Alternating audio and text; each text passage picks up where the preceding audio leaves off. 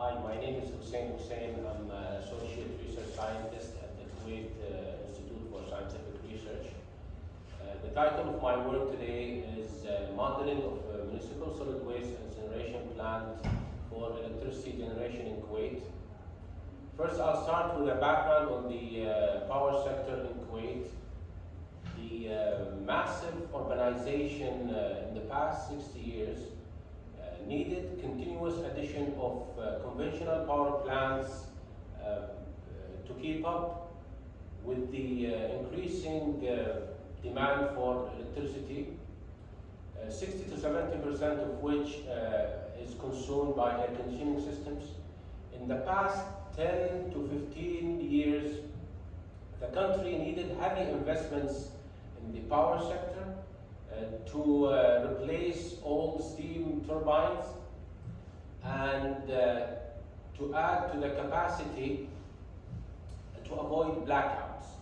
So in Kuwait, we need a sustainable solution because we're spending billions of dinars on the power sector, and also we're burning oil, which is the main source of income for the country. Another problem or an issue of concern has aroused from the urbanization and the population increase, which is the increase in the municipal solid waste in the country, which is dumped in landfills, unsorted and without any modern environmental management strategies. So the objective of this research is to utilize the waste in Kuwait using mass burn incineration plants for electricity generation in the country. So this solution will help us solve the two aforementioned problems. And the method used in this research is through a software, a specialized software called W2E. It's for short for waste to energy.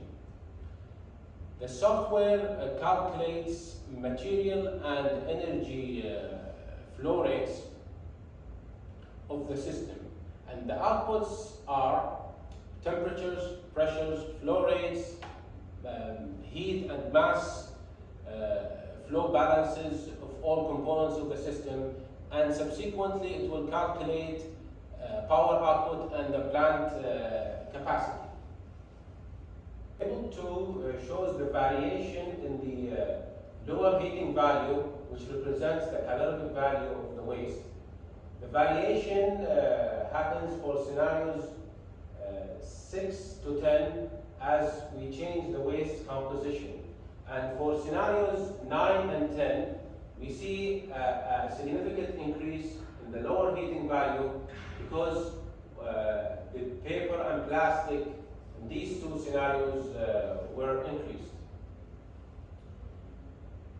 For table 3,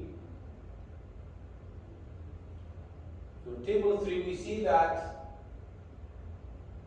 the power output and the annual energy for scenarios 5, 9, and 10 are the highest.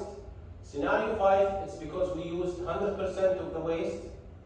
And for scenarios 9 and 10, although the waste is 60% quantity, 60% of the total quantity, but because of the increase of the lower heating value,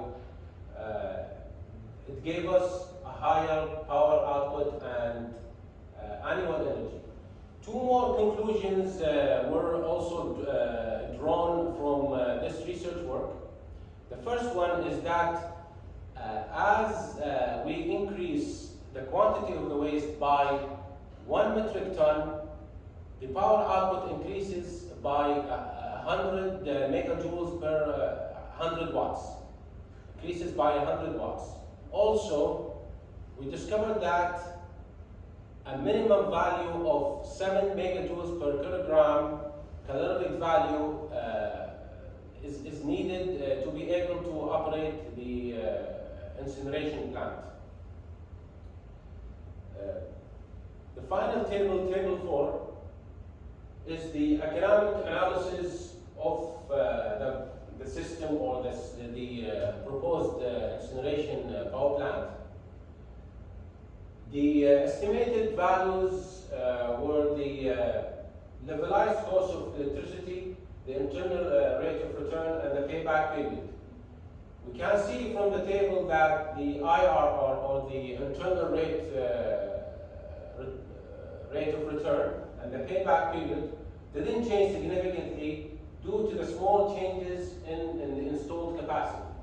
However, looking at the LCOE, we can see that the principle of economy of scale applies for our system, because we can see that as the capacity is increased, the cost or the LCOE is lowered, and the lowest figure is for scenario 5, where we use 100% of the waste, and it's only 5.3 fils per kilowatt hour. And with that, I conclude my presentation for today. Thank you.